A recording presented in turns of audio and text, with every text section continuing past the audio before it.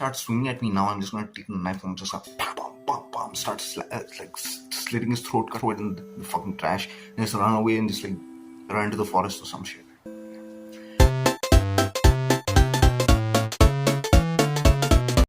Hey yo, basically I'm making YouTube videos after a very long time. I'm just gonna tell you a story. Okay, this was the time I almost became a school killer. Like by school killer I mean like not a shooter, but almost stabbed somebody. It basically started when I was in boarding school. So if you've seen any of the other videos that I've posted, you know that I was in boarding school. So I was in a hostel from class 6 to class 12. I was in this hostel. During this time, like when I first came, I've never been away from my parents. So it was a huge like change for me, right? It was hard for me to settle in. I mean, initially I used to cry and stuff.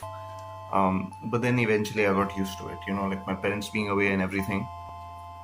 Then I was in the 6th grade, and during this time I used to get bullied a lot. Like, not all bullying is just going to be like, oh, hey, give me this, or like punching me or like beating me up. It was verbal bullying. I'm a Muslim, right?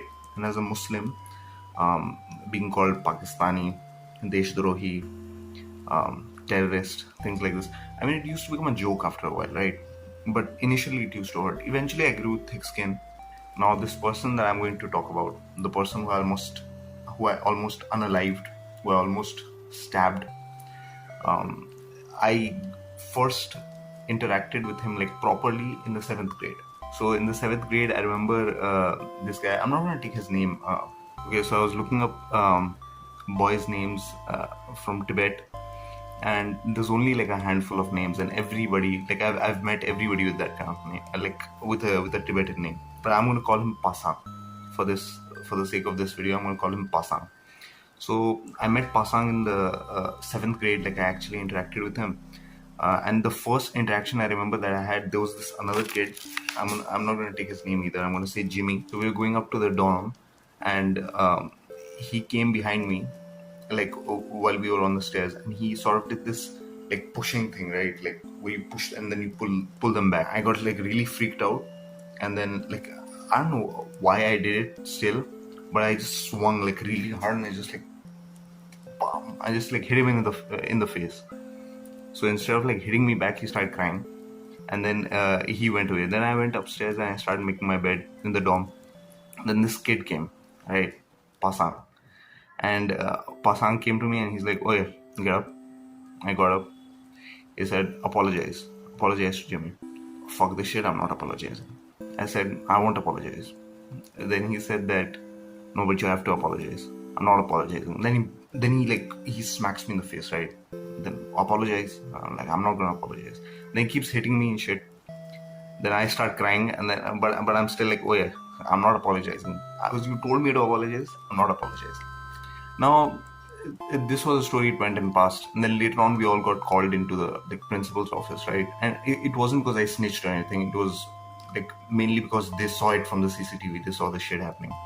So then they called us and they're like, oh, remake your friendship or whatever the fuck.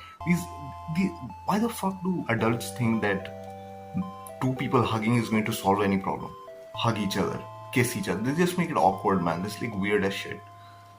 So anyways, Pasang and I, we hugged and stuff. And then during I believe the 8th grade or the 7th grade, we had this strike in the town that I was. So basically, like, I used to study in Darjeeling, and they had this demand for a Gorkha land.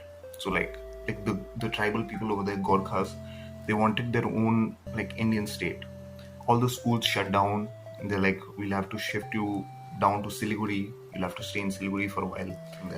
The main story starts in the 12th grade. In the 12th grade, I sort of, I was like, oh, I'm going to start giving myself more opportunity. I mean, I'm not going to stay like a bitch the entire time. So I was already like good at speaking and stuff. So like elocutions or like debates, I was always there. Or I was always like acting in plays and stuff. So I was like, I'm going to start giving myself more opportunity. Then this was also around the time that puberty started hitting. So then this fat kid became this masterpiece. We had this thing called an ISC fest, and I was there in the debate team. And this was the time where I was like nervous as hell. I went there, we won. Right? And so my confidence was at the top level. Living in a all boys boarding school, that was the first time like I was interacting with women, and I could see like women, giving me validation and stuff. So it was like, oh, my ego was getting boosted and shit. And then I went back into my dorm, and this was around the time also when like naturally people start becoming more rebellious.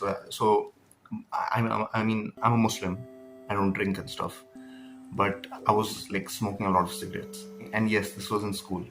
So the way we were smoking cigarettes is that it was me, my roommate Lei Wong, and one of my other friends. I'm gonna take his name, Anish Vajpayee. So the three of us, we were smoking cigarettes. We had this like abandoned sort of toilet. It wasn't an abandoned toilet, but it was like most people didn't use that toilet. So it was like downstairs. We used to live on a hill, so it was like down in like an alley or some shit. There was a CCTV camera out there. I broke it off. That's another story. Shifting the story back to Pasang, this was during the time that Pasang had gotten like various awards, like many awards from school. He got the blue coat. That was like a sports kind of like trophy that we could win in our school, and he had gotten for I think volleyball or football or something. And then he also got like the best student or something. I don't think it was best student, but I think it was like overall development or something. We call it the Stanford gold medal. So he had gotten all that, right? So his ego is also at an all-time high. So that rebellious thing again, like there were other people in the dormitory who started like drinking, like hiding themselves and drinking and stuff, right? Like obviously I didn't fuck around with alcohol. I went down, I used to smoke a bit. Just as a side thing, I'm gonna try and start making YouTube videos more often now. So please subscribe. And after a while, people started like they knew that these people they go down to have a smoke. But nobody snitched because we don't do that. One thing that I'll always respect about my school and my batchmates is that nobody used to snitch. It was like, bro, snitches get stitches and snitches are bitches, right? You don't snitch. By this time, Pasang used to get a lot of awards and shit. So he started feeling the responsibility. I don't know what triggered him that he's going to start cleaning up this place.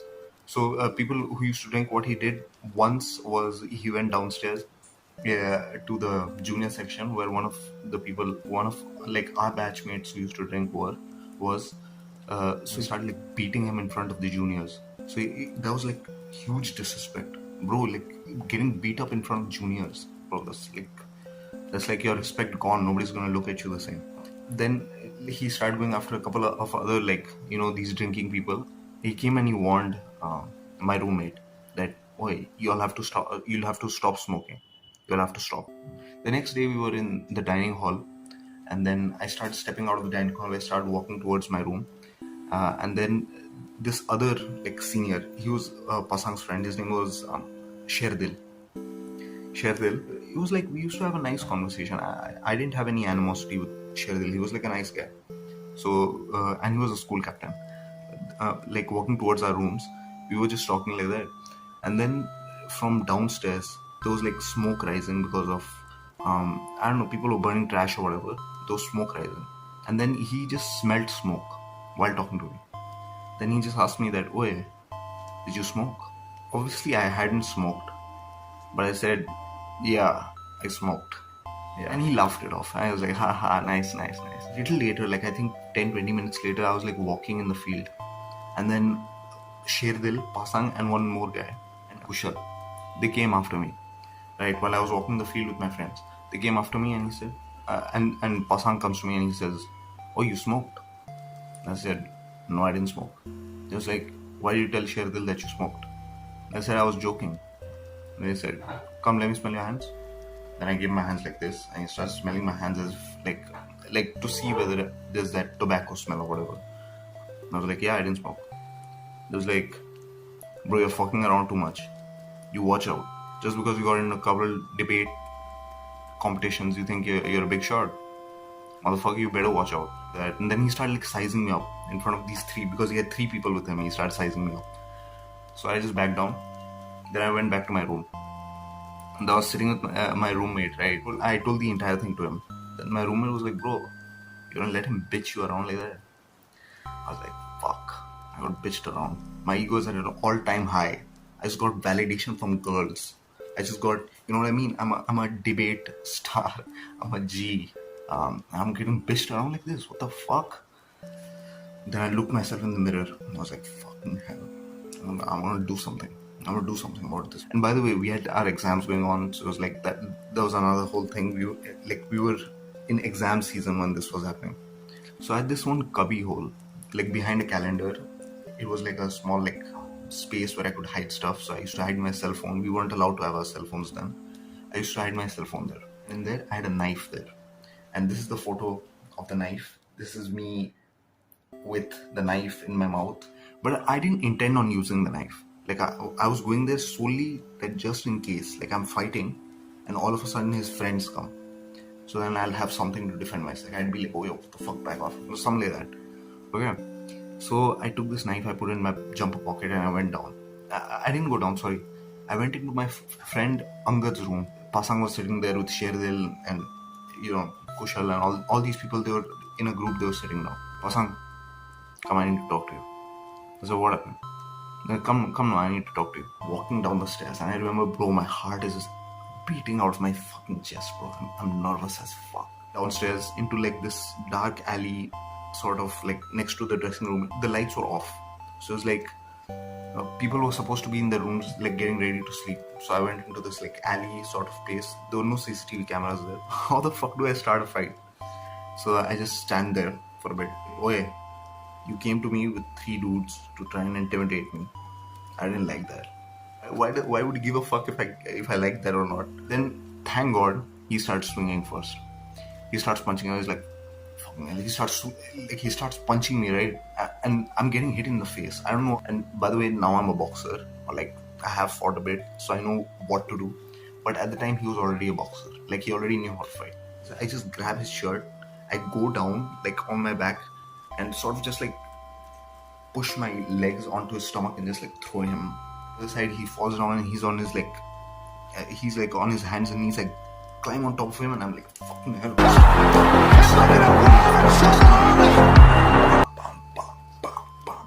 So like hitting him in the face, right? And then I'm just like holding him down and I'm hitting him. I'm holding him down and I'm hitting him. He slips from under me, like from between my legs, and he squares up like that. Then I get up and I'm like, fuck, I'm gone. Then instead of like hitting, he starts talking. He's like, come, some shit like that. You know what I mean? Come, let's fight, something like that. Then like I just square up, I'm getting ready. Nobody's throwing shots. And then we just start talking. We're like, bro, listen, I have this younger brother or whatever in the primary grade, and he like, I don't want him to get influenced. Like I saw him the other day, I saw him smoking, so I thought like, you know what I mean? Yeah, Pasang, he sees the knife that I had in my pocket, he sees it fall out of my pocket. And in my mind, like, I was like, oh yeah, if he starts swinging at me now, I'm just going to take the knife and just like, bam, start slitting his throat, cut it in the fucking trash, and just run away and just like run into the forest or some shit. Fuck this. So he starts talking to me about like his younger brother, and he says like, oh, I think he might get influenced, which is why I don't want him to, you came to me 3 people to try and intimidate me. I was like, I'm not buying this shit. But I was like, okay, fine. And by the way, my face was all scratched up because like when I had him down like that, he was like trying to grab at my face or whatever, and I was like fully scratched up. I don't have a photo that I can put up. It was like scratched up. I'm smiling because, bro, you know what I mean? I'm the man. I feel like the man. Then I go into my room, and then my roommate is like, oh, did you do it? And I'm like, yeah, I did it. Kushal comes into my room. He's like, oh, you have a knife on you? I'm like, yeah, I have a knife on me. He's like, give me the knife, I'm going to throw it away. And I thought it was like the whole, nobody snitches kind of thing. This was solved by men, among men. It's done. Then I get called into the warden's room, and he has the knife. I was like, fuck.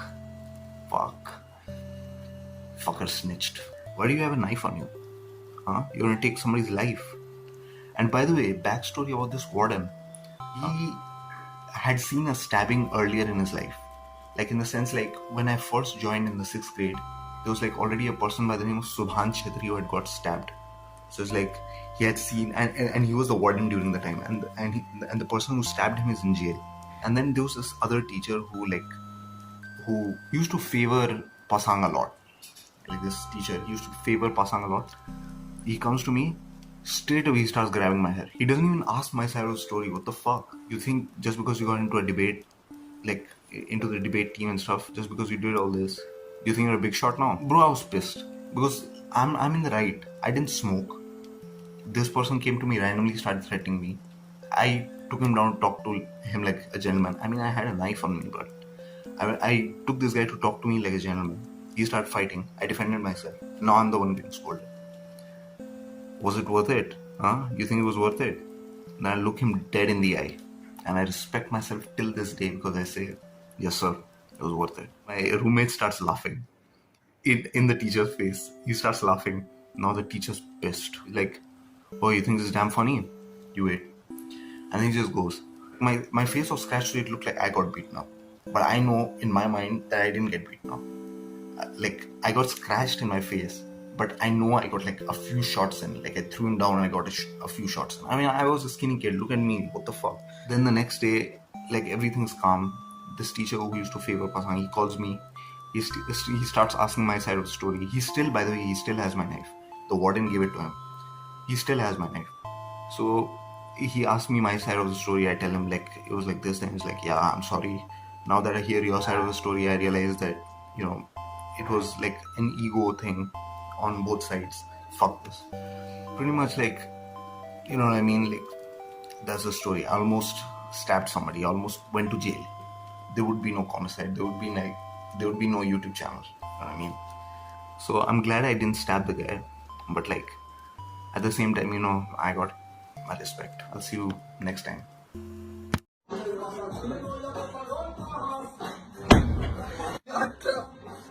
Ah,